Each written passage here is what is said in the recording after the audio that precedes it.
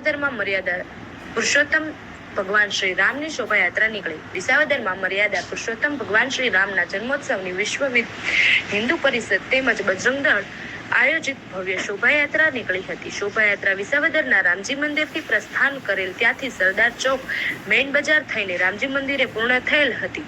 શોભાયાત્રા માબહોળી સંખ્યામાં ભાવિક ભક્તો જોડાયા હતા.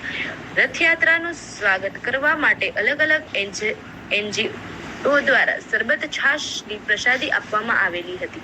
ત્યારે બજરંગ દળ પ્રમુખ ફુલાણ વિકમા દ્વારા લોકોને હિન્દુ તહેવારોમાં એકજૂટ થઈને જન્માષ્ટમી, રામનવમી જેવા તહેવારોમાં દરેક લોકો ભાગ લેવા જોઈએ તેવી અપીલ કરી હતી. બાયટ કૃણાલ.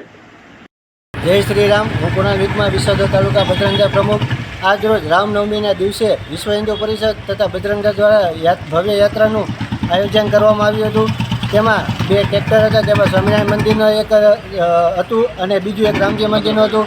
નગરપાલિકા દ્વારા આપવામાં આવ્યું હતું. તેમજ હરેક જગ્યાએ શરબતોનું વિતરણ પણ કરવામાં આવ્યું હતું.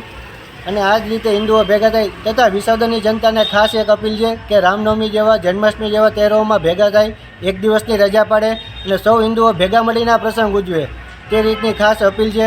જય શ્રી રામ.